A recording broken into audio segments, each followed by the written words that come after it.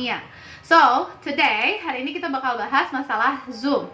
Jadi kita akan bahas tentang interface-nya atau enggak tampilan Zoom seperti apa, dan ada beberapa setting yang memang harus kita rubah sedikit sesuai dengan apa yang kita mau. Oke? Ready? Here we go. Yang kita bahas adalah overview dari Zoom dan Meet. Tapi ternyata Zoom dan Meet itu agak lumayan juga ya, agak lama gitu videonya. Jadi kita akan split jadi 2 video. Jadi video yang sekarang itu kita bahas tentang Zoom. Gimana cara share screen, annotate, breakout room, terus security-nya seperti apa. Jadi kayak gimana sih yang gimana Zoom itu bikin si akun kita itu lebih secure. Terus bisa join via web browser atau enggak. Nah, apa kita harus download aplikasinya atau enggak, itu nanti akan kita bahas. Oke? So, overview Zoom dan Meet yang udah pernah kita bahas di video kemarin. Ini sama ya, bisa share screen, malah kalau Meet itu bisa multiple share. Annotate, yang tadi kita bahas, untuk kayak nulis bareng, kolaborasi untuk nulis, shapes, itu ada di Annotate. Terus sama number of people-nya ada 100, cuman kalau pakai video semua itu hanya bisa 25 kalau untuk Zoom ya. Jadi kalau lebih dari 25 yang bisa video itu hanya maksimal 25 orang. Time limit ada 40 menit untuk yang basic, kalau yang pro itu bisa unlimited 24 hours, it's okay. Nah, untuk Meet sampai September 2020 itu bisa bisa unlimited, cuman setelah September itu ada limitnya 1 jam. Encryption, dua-duanya encrypted, cuman yang dipakai oleh Zoom itu adalah AES 256-bit encryption. Dua-duanya bisa recording, breakout room, ini hanya Zoom yang sebenarnya built-in breakout room-nya. Kalau Meet itu harus kita set manual. Nanti kita bahas juga di video. Untuk whiteboard, dua-duanya juga ada whiteboard-nya. Okay, now let's move on to Zoom. Kita mulai dari tampilan di videonya kayak gimana, di video conference-nya kayak gimana ya. Oke. Jadi tampilan dalam Zoom itu adalah seperti ini ya. Ini kalau kita sebagai host ya. Jadi kalau kita sebagai host, di pilihan bawah di toolbars itu ada mute atau video. Jadi ini sengaja kalau sekarang saya matiin video saya ya. Jadi ini ada kayak slash gitu tandanya. Dan kalau kita mau mute diri kita sendiri, kita tinggal klik sebelah sini. Nanti akan muncul tanda seperti di layar rekan saya ini. Ada kayak tanda mic dicoret gitu ya. Oke, berikutnya ada security, participants, chat, share screen, record, breakout rooms, dan reactions. Nah, reactions ini terbatas ya, nggak kayak emoji yang banyak banget, jadi ini cuma tepuk tangan dan thumbs up. That's it. Now, let's see. Security, nah ini yang kita bahas tadi, di overview kita udah bahas ya. Ini ada macam-macam pilihannya. Saran dari kita, kalau misalkan semua partisipan sudah masuk, ini kita checklist aja log meeting. Jadi saat kita checklist log meeting, tidak ada lagi orang yang bisa masuk ke dalam meeting kita. Karena kemarin ini pernah ada banyak isu tentang Zoom bombing, ya kan? Jadi orang asing masuk ke Zoom meeting kita, terus tiba-tiba dia nge-share link atau nge-share apa gitu, iklan lah atau apa, kayak gitu. Nah, untuk mencegah itu, kita akan checklist log meeting jika semua partisipan sudah masuk. Fitur ini juga bisa digunakan untuk mencegah murid-murid yang sering terlambat, ya kan? Jadi kalau misalkan kita kasih batas waktu, oke, waktu keterlambatan cuma 15 menit. Jadi lewat dari 15 menit, kita lock aja. Jadi si students tadi nggak bisa masuk, gitu. Nah, waiting room ini juga salah satu cara untuk mencegah orang asing yang masuk ke meeting kita. Jadi sebelum orang bisa masuk ke meeting kita, mereka akan ada di waiting room. Kita bisa lihat orang yang ada di waiting room ini di sebelah sini. Ini kan kalau kita lihat udah ada partisipansnya 2 ya. Nanti kalau ada yang di waiting room itu ada satu lagi tab di atas ini, waiting room. Nah, pilihannya ini kan mute dan more. Kalau di waiting room pilihannya itu admit atau decline. Jadi kalau memang itu murid kita atau memang salah satu anggota partisipan kita tinggal admit aja, nanti langsung masuk. Kalau bukan, kita decline aja. Jadi dia nggak bisa masuk ke dalam meeting kita. Kayak gitu.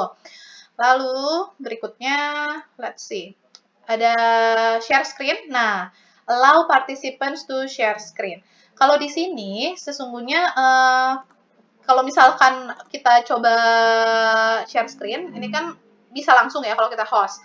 Cuman kalau untuk participants atau murid kita, apa kita mau biarin dia untuk bisa share screen atau enggak, pilihannya ada di sini. Misalnya nih tugasnya si murid ini harus kasih presentasi online. Berarti kan harus di checklist, boleh share screen supaya students tadi bisa share screen dan dilihat oleh semua orang. Tapi kalau misalkan enggak, tinggal di uncheck aja.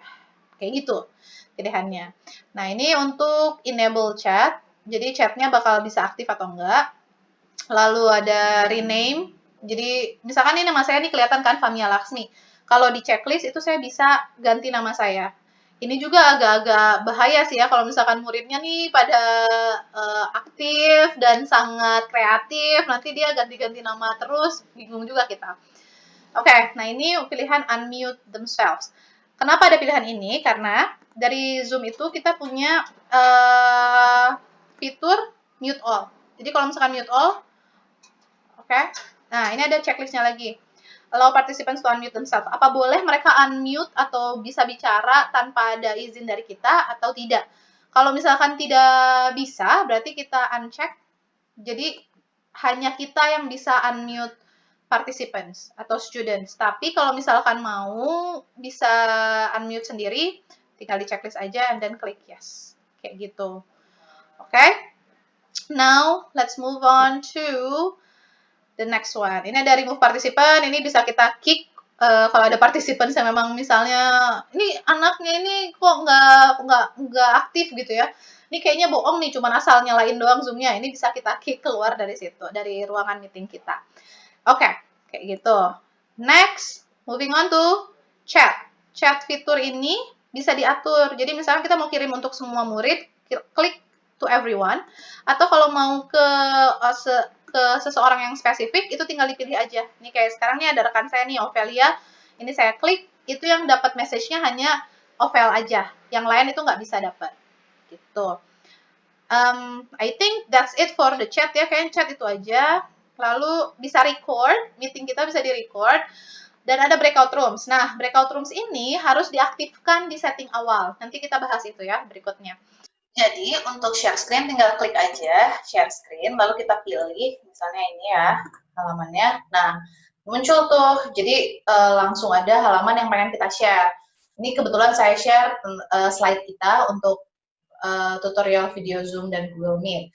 Kayak gitu, tinggal klik aja, selesai. Lalu di halaman atas ini ada pilihan stop share. Di atas, defaultnya sih di atas ya, si tab-nya itu ada di atas. Ada pilihan stop share kalau memang kita sudah selesai sharing dengan semua participants. Kayak gitu.